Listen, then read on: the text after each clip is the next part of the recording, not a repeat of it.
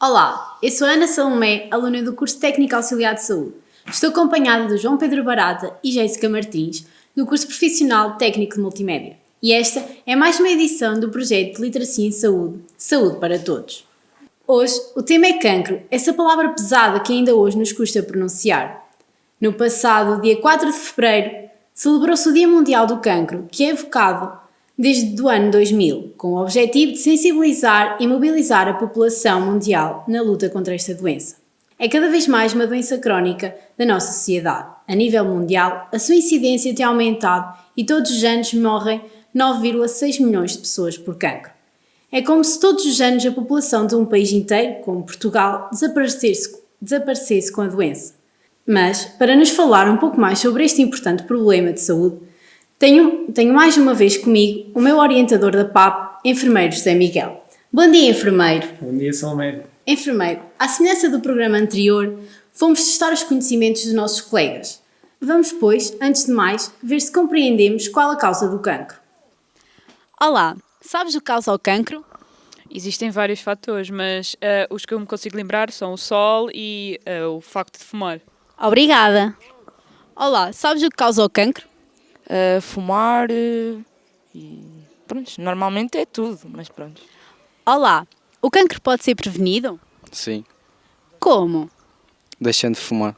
Obrigada. Olá, sabe as causas do cancro? Acredito que sejam muito variadas, não é? Pode estar relacionada com a alimentação, com o stress, é por aí. Obrigada. Muito bem, Salomé, depois daquilo que pudemos ouvir dos teus colegas, antes de falarmos sobre a causa, eu gostava de falar um pouco sobre o problema, ou seja, pela definição. O que é isto do cancro? Todos nós renovamos constantemente as nossas células e o que acontece no cancro é que existe uma multiplicação anormal dessas células. E essa multiplicação anormal, para além de ter características aberrantes, é uma multiplicação muito rápida, em que, de facto, as células que se originam nada têm a ver com as células de origem. Portanto, há aqui uma característica, todo um conjunto de características diferentes do processo normal de divisão celular. Agora, porquê é que isto acontece? Bom, de facto não existe uma explicação, ou melhor, não existe só uma explicação. Antes de mais, há uma questão muito importante que é a questão da genética. Portanto, toda a nossa carga hereditária, por isso é que é importante, nomeadamente no cancro, nós sabermos qual é que é a herança que tivemos, de que é que morreram os nossos pais, de que é que morreram os nossos avós, os nossos antepassados, porque nisto do cancro, não só, mas também, nesta parte do cancro é muito importante a nossa genética. Mas depois existem todos os outros fatores que nós podemos controlar, que realmente em relação à genética nós não podemos fazer nada, é aquilo que é. Mas depois, a maneira como nós vivemos, o nosso modus vivendi, nós aí podemos fazer muita coisa. Desde logo a questão da alimentação, extremamente importante, o exercício físico, mas depois também o alcoolismo, o tabagismo, que são certamente comportamentos que nós podemos evitar. Depois, existe um conjunto de outras situações que têm a ver com a maneira como nós estamos expostos àquilo que é carcinogénio. Desde logo, e por estarmos aqui em ambiente de escola, eu recordo-me, por exemplo, da questão da exposição ao amianto, que é extremamente importante, mas depois também a questão da exposição às radiações. Dentro de alguns meses nós vamos começar a estar muito mais expostos ao sol e às radiações ultravioleta, e esse é um aspecto muito importante. Mas também no trabalho nós estamos expostos a radiações, os profissionais de saúde também. Depois, para além desta questão, eu ia-me referir também à questão de alguns micro-organismos, nomeadamente o vírus da hepatite B, mas também o vírus do papiloma humano, causador do cancro do colo do útero, e uma bactéria que é o Helicobacter pylori, que é muito frequente na população portuguesa, no estômago da população portuguesa, e que é causador de cancro de estômago. Então o cancro pode desenvolver-se em qualquer célula viva no nosso organismo, correto? Sim, pode de facto ser em qualquer célula, mas é muito mais frequente numas do que noutras. Ok, então isso conduz-nos às questões seguintes. Que tipos de cancro existem E quais os cancros mais frequentes e os cancros que mais matam em Portugal? Boa tarde. Que tipos de cancro conheces? Pele, próstata e de mama. Obrigada. Boa tarde. Sabe quais são os cancros que mais matam em Portugal? Eu penso que é o cancro da mama, pulmonar, da próstata. Obrigada. E quais os cancros que mais matam em Portugal? Conheces? Cancro da mama e do pulmão. Obrigada. Olá, sabes que tipos de cancro mais existem em Portugal? Da mama e dos pulmões. Obrigada. Olá, que tipos de cancro conheces? Cancro do pulmão e cancro da mama. Obrigada. Olá, sabe qual é o tipo de cancro que mais mata em Portugal? Provavelmente o do intestino. Obrigada. Ora bem, em termos de classificação, os cancros são geralmente classificados em função do tecido ou do órgão de origem. Em Portugal, os cancros que existem mais são essencialmente aqui 5. Vou falar em 5. O cancro da mama, no caso da mulher. No caso do homem, o cancro da próstata, claramente. Depois, o cancro do cólon e do reto, que é muito frequente em ambos os sexos. Depois, o cancro do pulmão, muito frequente, mas mais nos homens. E, finalmente, o cancro do estômago, que ainda é muito frequente em Portugal. Em relação à mortalidade, o cancro que mais mata em Portugal é o cancro do pulmão e o cancro do cólon e do reto, cerca de 15% cada. Mas para termos uma ideia da mortalidade por cancro, eu vou pôr as coisas nestes termos. Em pessoas com menos de 70 anos, cerca de 23 mil pessoas por ano morrem em Portugal com cancro, sendo por isso esta a principal causa de morte abaixo dos 70 anos. Mas apesar de tudo, existem cada vez mais melhores tratamentos, correto? Sim, existem cada vez melhores tratamentos, com menos efeitos secundários também, mas a verdade é que nós temos cada vez mais casos de cancro. Ou seja, o que é que isto nos leva a concluir? Que dentro de alguns anos o cancro vai se tornar cada vez mais uma doença crónica. Ou seja, o melhor continua a ser prevenir antes de remediar. Vamos, por isso, perguntar aos nossos colegas se sabem como se pode prevenir o cancro. Olá, o cancro pode ser prevenido? Eu penso que sim. Como? Derivado à alimentação, termos cuidado com a alimentação, com o tabaco, o álcool, o meio ambiente. Obrigada. Olá, sabe se o cancro pode ser prevenido? Sim. E como? As pessoas podem ter cuidado com o sol, podem ter cuidado com a alimentação, fazer exercício físico, deixar de fumar, ou seja, criar hábitos saudáveis para terem melhor qualidade de vida. Obrigada. Então, tal como os teus colegas disseram, e muito bem, o cancro deve ser prevenido evitando todos aqueles comportamentos que nós já sabemos que nos põem a um maior risco da doença.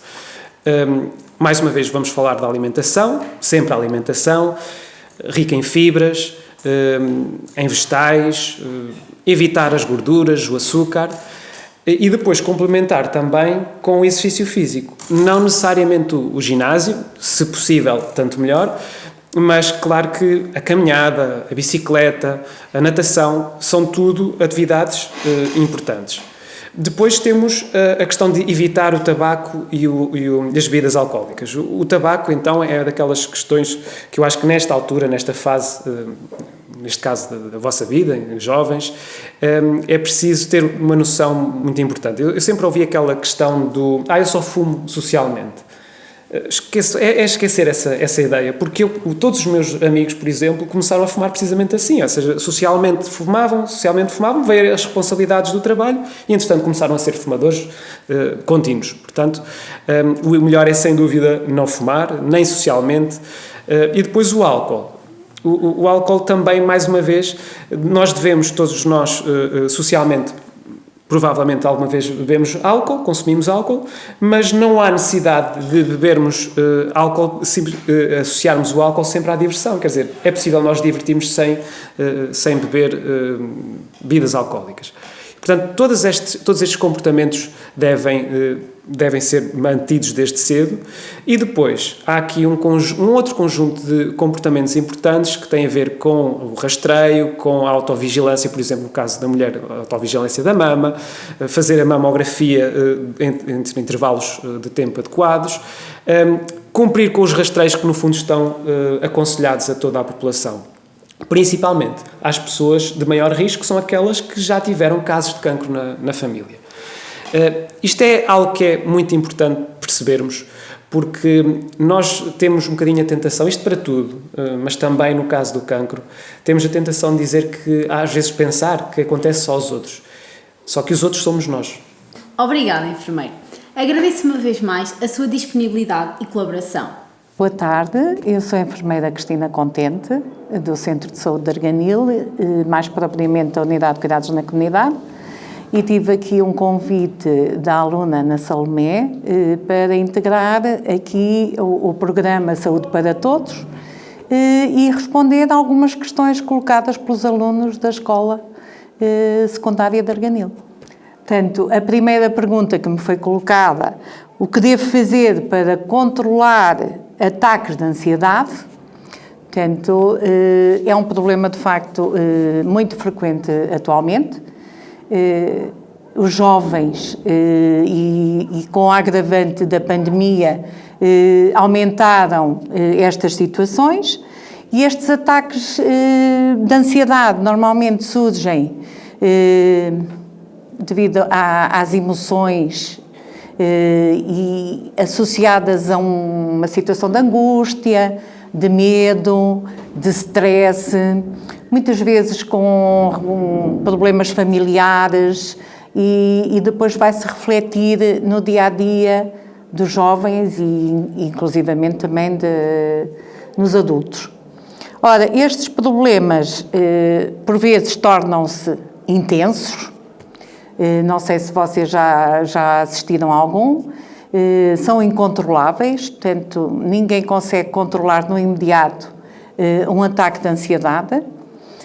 É preciso ajuda, e uma grande parte das vezes é chamado o INEM para levar a pessoa ou o jovem às urgências, mas o mal-estar é tão grande que pode provocar uma taquicardia, ou seja, um ritmo cardíaco acelerado, que é aflitivo, só quem ainda não teve, fica completamente descontrolada, pode ter tremores, treme com uma frequência incrível, e além disso pode ter tonturas, perda de equilíbrio e, portanto, é um descontrolo total do corpo, porque há a emoção, a ansiedade que está associada e psiquicamente não há controle da ação do corpo. Ora, isto pode originar outros problemas, porque a ansiedade não desaparece, pode inclusivamente criar aqui diminuição da concentração em sala de aula, pode afetar a aprendizagem. E nestes casos, quando o jovem não consegue controlar e começam a ser ataques frequentes, então convém marcar consulta e ser acompanhada por um psicólogo, por um pedopsiquiatra ou um psiquiatra, se for caso disso, já for maior de idade, porque necessita muitas vezes de alguma medicação para controlar esta ansiedade. Ora, a segunda questão colocada para este programa foi: alimento-me bem, mas não consigo engordar. Sofro de algum problema de saúde? O que posso fazer para mudar isso? Ora, nesta situação não é fácil quem quer engordar não conseguir engordar, porque, por norma, as pessoas que são magras geneticamente é muito difícil, por alimentação com tudo o que é calorias, raramente conseguem engordar. Raramente. Nós conhecemos lá no centro de saúde várias pessoas muito magras que fazem dietas para engordar e não conseguem. É complicado, mas o que é que requer uma situação destas? Deve consultar uma nutricionista com base no peso que tem e na altura. Tem que fazer um plano alimentar com mais calorias do que as necessárias, tem que atender ao exercício físico que possa fazer, porque, como sabemos, o exercício físico vai consumir muitas calorias. Se a pessoa até come razoavelmente, mas faz muito exercício físico, consome as calorias que ingeriu durante o dia. Portanto, não há aqui o poder de acumular aqui alguns alimentos em termos calóricos no organismo. Portanto, fica tudo na mesma. Ora, tem que exceder o consumo, essencialmente de hidratos de carbono, porque é os hidratos de carbono que dão mais calorias, e compensar depois, se calhar com menos exercício, para tentar recuperar algum peso. É claro que pode haver algum problema de saúde, pode. Por isso é que, antes de se fazer o que quer que seja, as pessoas devem ir a uma consulta ao médico de família, a expor os seus problemas, em concordância com o médico, fazer um pedido de consulta para a nutricionista e a nutricionista faz um plano alimentar com mais calorias do que as necessárias e, portanto, fazer ali, durante um tempo, uma alimentação para ver se de facto aumenta ou não de peso. Se consegue aumentar de peso, então está o problema resolvido, porque conseguiu finalmente aumentar de peso, já sabe que tipo de alimentação deve fazer diariamente e, portanto, está o problema resolvido. Agora, se não conseguir, por um lado, nos dias de hoje toda a gente não deve engordar, porque cada vez mais as pessoas preocupam-se em ser magras e evitar o engordar, porque a gordura não traz saúde, pelo contrário. Mas todos temos opiniões diferentes e ideias diferentes e interessa também aqui a imagem que nós temos de nós próprios. Podemos considerar que somos magros e às vezes até nem somos, mas como não estamos bem com o nosso corpo, devemos procurar sempre o melhor, o mais convidativo, a olharmos no espelho e a gostarmos de nós. Se é ter mais uns quilos, seja, se é sermos magros, também. O que é importante é termos saúde. Ora, outra questão colocada foi: a minha menstruação não é regular. Posso tomar alguma pílula para ajudar na regulação? Ora, aqui o regular convém procurar saber, e tem que saber o que é a pessoa que colocou a questão entende por regular. Porque o ciclo menstrual pode ir de 21 a 35 dias. Todos eles são regulares. Habitualmente ouvimos falar nos 28 dias. Mas, portanto, é tudo normal desde que seja dos 21 aos 35. A partir daí é que já podemos considerar períodos irregulares. E nesses casos, quando é irregular, tem que se tentar perceber que tipo, de quantos dias é que será esse ciclo menstrual. podem ir até aos 40, 50 dias, depende de mulher para mulher. Ora, no ciclo de 28 dias, que é o mais comum, normalmente não há problema nenhum, a mulher já sabe quando tem ovulação, porque normalmente na altura da ovulação há uma ligeira dor, há um aumento do músculo cervical e, portanto, a mulher já percebe no seu organismo que está na altura da ovulação. E depois, ao fim dos 28 dias, portanto, e esse ciclo vai até à véspera do primeiro dia da menstruação seguinte, que normalmente depois vem a menstruação e está tudo regularizado. Quanto à tomada da pílula, ora, a pílula, de facto, para quem não tem um ciclo regular, ajuda a normalizar a situação, mas também ajuda muitas vezes a melhorar em termos de fluxo menstrual, da dismenorreia, que são muitas dores na altura da menstruação, e é o lado bom da situação é a pílula. Mas não devemos ir à farmácia e comprar uma pílula qualquer porque precisamos de regular o ciclo menstrual. Aquilo que se deve fazer é ir ao médico de família, fazer uma consulta, de preferência fazer análises e depois ele prescreve uma pílula que se inicia.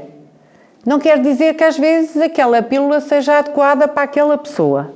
Por isso tem que haver também ali um período para avaliar se de facto aquela pílula é adequada ou não.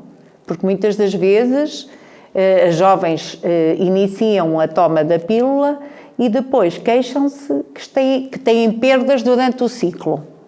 Ora, o que quer dizer que a pílula tem hormonas que não são as suficientes, muitas vezes, para manter o ciclo normal, porque não é normal estar-se a perder sangue entre as menstruações.